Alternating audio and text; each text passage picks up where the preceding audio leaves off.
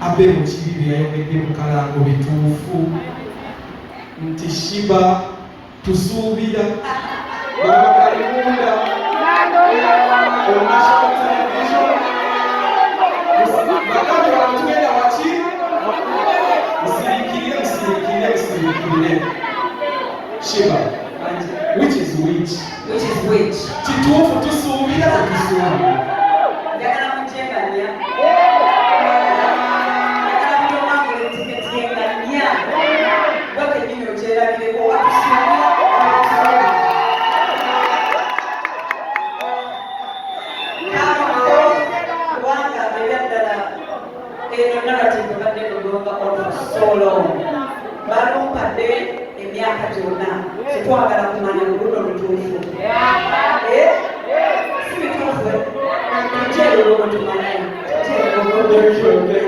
Allow her to take a seat.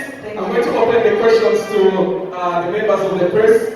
Now, first, Natunagenda press, I'm going to invite our fellow musicians, Katanikilewa, Lydia Jasmine. No break? No! What's the Galani?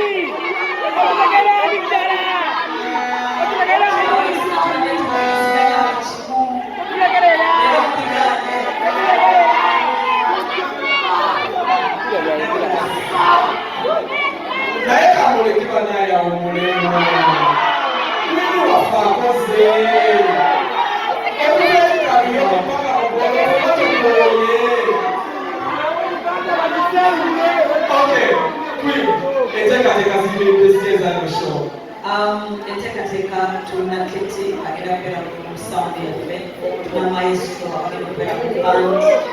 Abantu abategese okubuuza nti bantu bapya nnyo partnered up with Black Legacy, kitongole kipya kigenda bakitegeka emikolo, kigenda bakitegeka shows. I'm honored to be the first one. I can't wait to see what they're going to do by the look of things.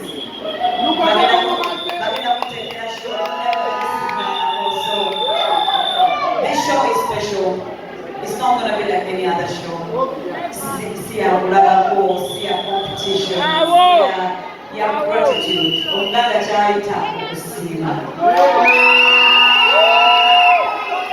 Eta sima kukebula jikula shi.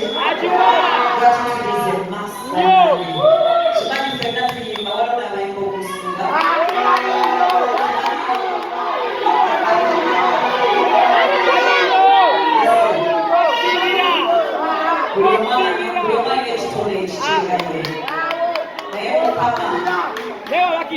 Mukama wa uwo mukisa bagiyita feva buli omu bizinesi ekibakyamanyi buli omu atunda ennyaanya ne waliwo atunda ennyo buli omu atunda obutungulu naye wabaawo awangalira amazaawo abaatalakulaki amazaawo mukama yebala okubanga akulira okusobanga abayibira emyaka 10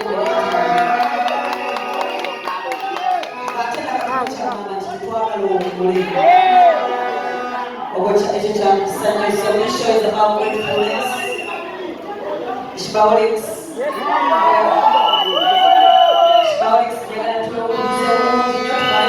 Later, right? Let's listen to each other so that we'll party later. Brother, you got free information. Thank you so much. I love you guys. Thank you. Shiba. Yes. Today, I will yeah. Chicho Sigira Galwaka, Wavers about 14 years. Man, a brand like me, if we do karaoke, if we do Abumana Manida, make our works for we want to say sorry. We are grateful because Saba Church, Saba way background to Mama, and Baba sister one, Nekatola Yapa, Yapa Day, Atene Mela. Atenge chikuwa lokusiga abantu church. Wakasinga chine chali ngachiwe muwinga abantu bemandi chipade abasiga bagaga sichirina naye tuli muganga chino. So I want to thank you for always supporting me, turning up for my shows, but most importantly, jagala kwebasa Katonda kuwa watadde ne wanzije ne watadde.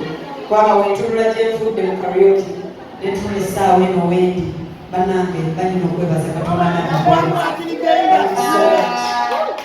Thank you, Shiba. Shiba wanava Kugogo Cricket Oval agenda kuja kukole Motele Mkono Saturday 5th of October. Wanava wajakuja Maria Flo Masaka Sunday 6th of October. Nenda kusokea Kugogo Cricket Oval. Tunajijuza. Shiba sio na musoke musiriki yetu chukulu wa wetugenda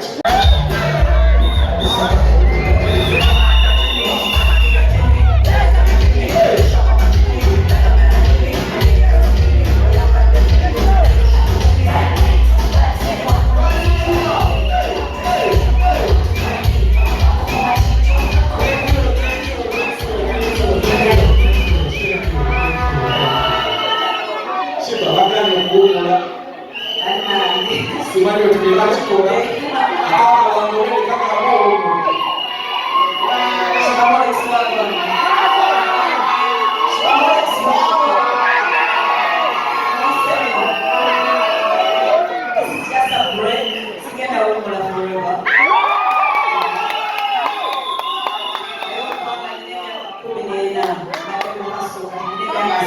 I think Katulaya Zeo take a break. Amina.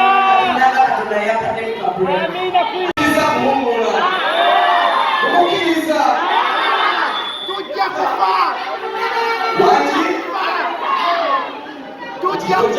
Ladies and gentlemen, allow me to invite Shiba to speak to us. Allow me to invite King Shiba to address this first officially. Shiba. Thank you, Yamulo. So right now, omukyalo yatugambye awummula naye awummule nedda lwaki awummula akyali bwakabi waki akyali bwakabi